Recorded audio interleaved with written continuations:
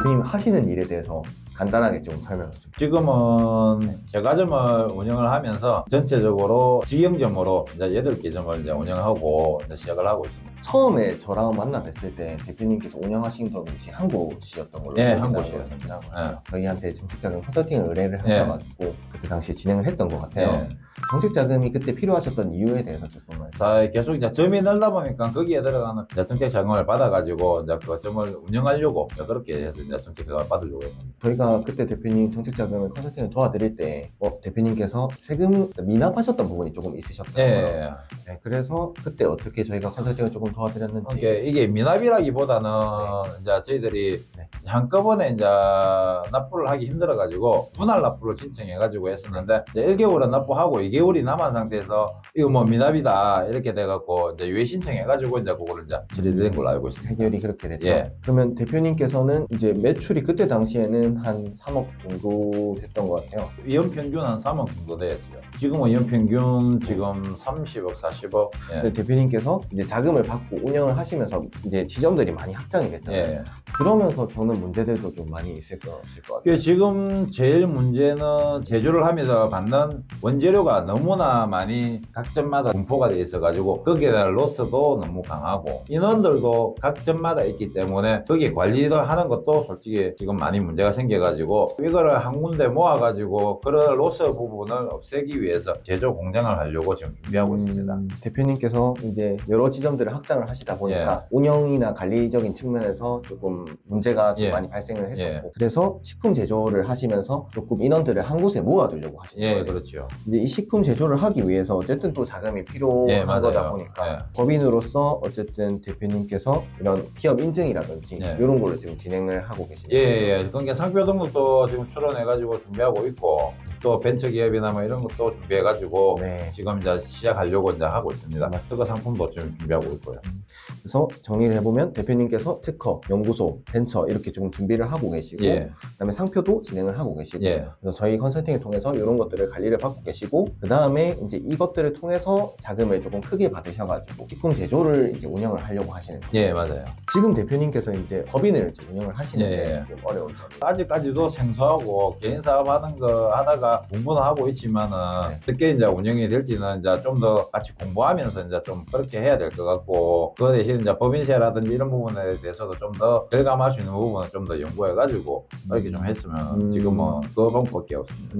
그러면 저희 제조링크에서는 이 법인 관련해서 운영에 대해서 뭐 그런 팁들이라든지 이런 거를 설명을 좀 해드릴까요? 설명을 받았고 이제 그 부분에 대해 가지고 100% 인지는 못하지만은 그래도 어느 정도는 요런 구조구나 조금만 알겠는데 아직까지 좀 더 공부하고 좀 더 연구해야 되지 않을까 싶습니다. 법인하고 개인 사업자는 어쨌든 세금 구조가 다르기 때문에 운영을 잘하시면 절세가 많이 되는 부분이다 보니까 저희도 되게 매번 이제 설명을 드리면서 강조드리는 부분들이 있고 보수 같은 경우도 얼마 정도 책정을 하셔야 되냐 이렇게 여쭤보셨잖아요. 맞아요. 그래서 그것도 저희는 이제 대표님께 프로그램을 보여드리면서 한번 설명을 해드리니까 좀 이해가 그래도 이해는 되고 있는데 이제 그것도 이제 정확하게 좀 더 확실하게 좀 잡아야 되는 부분도 있기 때문에 조금 더 시간이 지나야 되지 않을까. 아무래도 저희 같은 경우는 어쨌든 영업이익이라든지 이런 것들이 아직 확실하게 지금 나온 상태는 아니다 보니까 이제 운영하고 관리를 좀 도와드리는 겁니다. 그 대표님 그럼 저희 제조링크는 어떻게 보고 연락을 주셨어요? 광고를 보고 이제 저희도 이제 한 군데 두 군데를 받겠습니까?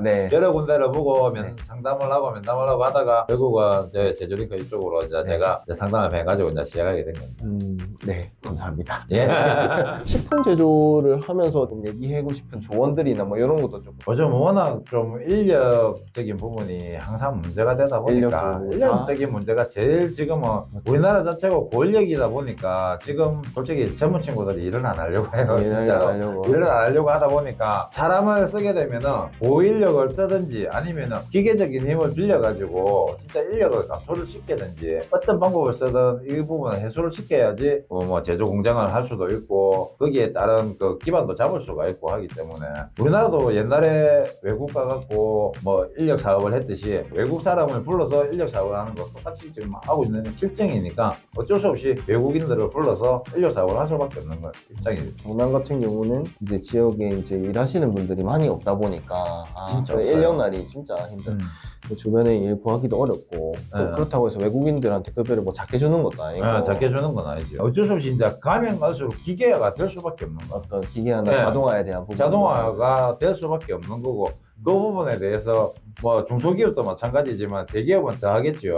중소기업도 어쩔 수 없이 지금은 인력난 때문에라도 더 전문화가 될 수밖에 없는 거라. 지금은 이제 반자동화식으로 가지만 나중에는 재보면 자동화로 가야 되지 않을까. 대표님 법인 운영하시면서 지분이라든지 예. 이런 것도 어떻게 운영하셔야 되는지도 뭐 자녀들이나 뭐 그런 지분을 분할을 하고 해야 되는데 아직까지 제 같은 경우는 그런 여건이 좀 안 되다 보니까 지금은 조금 고려하는 상황이고 어쨌든 전체적으로 가족 단위로 해가지고 지분을 분배하는 게 가장 합리적인 방법이라고 생각합니다. 맞아요. 기업을 운영하시는 이유가 이제 가족분들 같이 또 잘 살고 그 다음에 조금 더 확장을 하면 직원분들까지 같이 조금 더 네. 이제 나중에 지분을 조금 자녀분들한테 네. 될 수 있는 상황이 된다 하면 옮겨드리고 포가 배당을 네. 통해가지고 자녀분들한테 지분을 더 살 수 있는 그런 증여세 재원을 같이 마련을 해드릴 거거든요. 그래서 그런 방법을 통해서 저희가 꾸준히 좀 관리를 해드리고 그다음에 대표님께서 운영하시는데 그 지원금들이나 뭐 이런 것들도 네. 챙겨드릴 수 있는 부분은 저희가 조금 협력해가지고 챙겨드리도록 하겠습니다. 예, 알겠습니다. 네, 감사합니다.